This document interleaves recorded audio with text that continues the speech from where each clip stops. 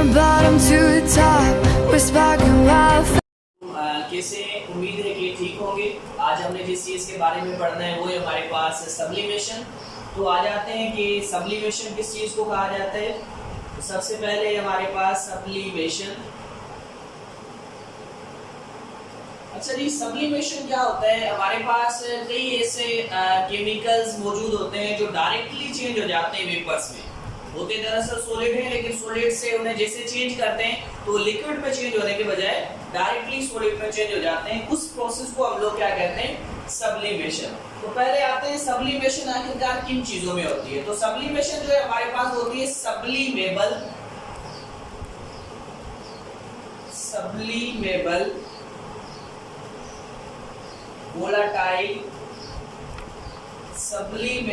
Volatile chemical इसे कह सकते हैं, ठीक है जी। या इसे हम लोग कंपाउंड कह सकते हैं या इसे हम लोग मॉलिक्यूल कह सकते हैं, ठीक है जी। सब्लिमेबल वोलाटाइल केमिकल और कंपाउंड। अब ये वो चीजें हमारे पास पाई जाती हैं जिनके अंदर क्या होती है? सब्लिमेशन होती है। अब सब्लिमेशन क्या है? सब्लिमेशन क्या है हमारे पास? कहता है द चेंजिंग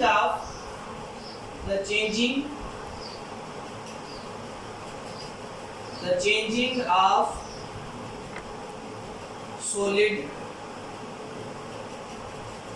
directly into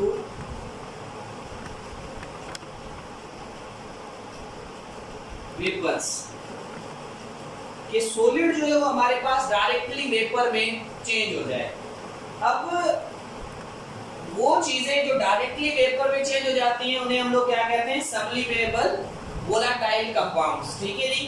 तो जो डायरेक्टली चेंज हो जाए किसके अंदर? वेपर्स के अंदर, उस प्रोसेस को हम लोग क्या कहते हैं? सब्लिमेशन कहते हैं। अब इसका बिल्कुल उलट भी है कि जिसके अंदर क्या हो जाए? द चेंज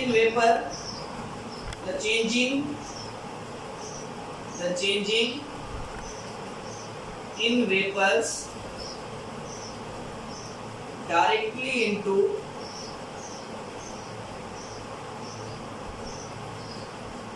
solid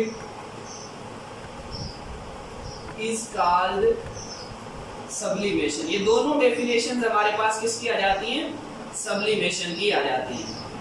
क्या होता है हमारे पास सब्लिमेशन में? दरअसल कि या तो सॉलिड डायरेक्टली वेपर में चेंज हो जाता है हीटिंग करने की वजह से, या तो जो वेपर्स होते हैं वो कूल करने की वजह से वापस सॉलिड के अंदर कन्वर्ट हो जाते हैं। तो इसे हम लोग क्या कहते हैं? सब्लिमेशन प्रोसेस कहते हैं। अब वो चीजें, वो कंपाउंड जो ज्यादातर हमारे पास होते हैं, तो सबसे पहले हमारे पास आयोडीन आ जाता है। आयोडीन के बाद हमारे पास दूसरा अमोनियम क्लोराइड आ जाता है। अमोनियम क्लोराइड के बाद हमारे पास नेप्थलीन आ जाता है, ठीक है जी। ये हमारे पास ऐसे कंपाउंड्स होते हैं जो डायरेक्टली चेंज हो जाते हैं सॉलिड से। सॉलिड से ये डायरेक्टली चेंज हो जाते हैं वेपर्स के अंदर या गैस फॉर्म के अंदर तब्दील हो जाते हैं। इसी में हमारे पास एंथ्रोसीन वगैरह जो होते हैं वो भी इसी के अंदर पाया जाता है। एंथ्रोसीन में भी सब्लिमेशन होती है। अच्छा, ये वो केमिकल है जिन्हें हम क्या कहते हैं? सब्लिमेबल वोलाटाइल कंपाउंड्स या सब्लिमेबल वोलाटाइल केमिकल्स, ठीक है जी। तो ये क्या होते हैं? ये डायरेक्टली कन्वर्ट हो जाते हैं सॉलिड से वेपर्स में, या तो फिर वेपर से वापस कन्वर्ट हो जाते हैं सॉलिड में। इसे हम लोग कुछ यूं भी डिफाइन कर सकते हैं कि भाई हमारे पास क्या हो, एक तरफ है हमारे पास ये सॉलिड है, ठीक है जी। जब हमने क्या किया? सॉलिड को हीट किया तो ये किसमें कन्वर्ट हो गया? वेपर्स में। लेकिन अब हमारे पास क्या है? इस तरफ वेपर्स हैं, और जब हमने वेपर्स को क्या कर दिया? जब वेपर्स को हमने क्या किया? कूल किया, कूलिंग प्रोसेस से गुजारा तो इनके अंदर कंडेंसेशन हुई। कंडेंसेशन की वजह से वापस ये क्या बन जाएगा? सॉलिड बन जाएगा। तो हम इस तरह से भी इसे एक्सप्लेन कर सकते हैं कि भाई हमारे पास जो सॉलिड है वो डायरेक्टली कन्वर्ट हो सकता है वेपर्स के अंदर, तो वो भी सब्लिमेशन है। या वेपर्स हमारे पास डायरेक्टली कन्वर्ट हो जाएं सॉलिड के अंदर, तो वो भी हमारे पास क्या कहलाता है, सब्लिमेशन कहलाता है। ये सिंपल सा सब्लिमेशन का टॉपिक था। अच्छा, इसमें से सवाल कैसे हो सकता है, एक सवाल जो अक्सर पूछा जाता है, कहते हैं भाई what is dry ice. Dry ice क्या है, ठीक है जी। तो आपको अच्छी तरह से इल्म है कि हमारे पास common name of carbon dioxide, common name of carbon dioxide is